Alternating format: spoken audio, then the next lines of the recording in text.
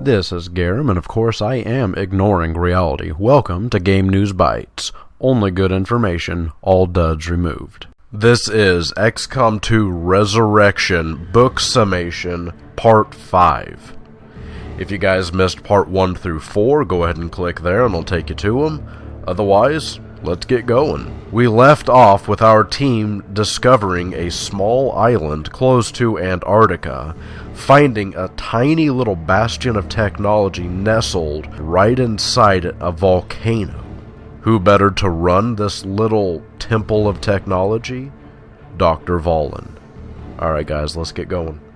Dr. Vahlen was eager to see us, much the same as Shin had been. Communicating long distances, while not impossible, was not without its challenges. Vahlen explains, "I've not been idle here. We've been studying their technology the best we can, from what scraps of it we have. By monitoring their movements, the locations of their power nexuses, I have a great deal of information about their aircraft, which has been largely idle without any real purpose." She then turns to Sam, the Xcom communications agent, and suggests an exchange of information. Dr. Vahlen leans forward, becoming intense. "Follow me," she said to our group. She led us down a corridor lined with equipment that I don't think any of us recognized, but a few bits that we did, such as an autopsy table and several large cylinders filled with liquid, and most of them with various body parts floating inside. Some of the parts were obviously alien, while most of them appeared human. Vahlen turned towards us. "Most of what I've learned of their tech, I've learned remotely.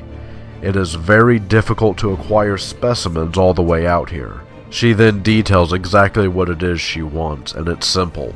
More technology, more bodies. Shin wants to locate and capture one of the downed UFOs.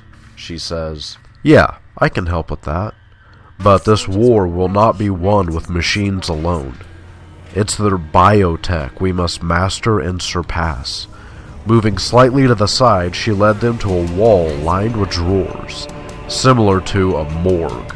Selecting one, she pulled it open, and inside, encased in glass and slightly glowing green, was something not quite human, but close. Its arms and legs were too long, and head and eyes were too large. "Is it dead?" Amar asked. "Not quite. Cryosleep. I prefer them alive," Vahlen responded. She then goes on to explain that this is an early attempt to create an Advent soldier, sometime within the first decade of the alien occupation. She then urged the group to help her recover more specimens. Then, she asked the group about the contagion.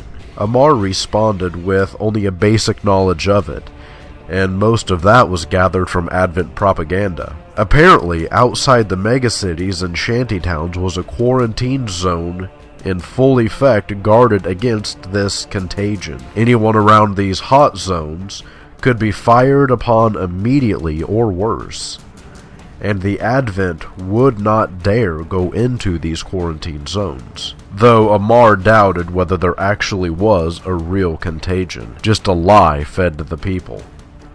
Telling Vahlen this obviously pleased her, as a smile spread across her face. "Now, which one of you is Lena?" Vahlen asked. Lena walked forward and disappeared down the corridor with Vahlen. Such a short amount of time had passed since Amar and Lena had met, yet the attraction between them was known to all.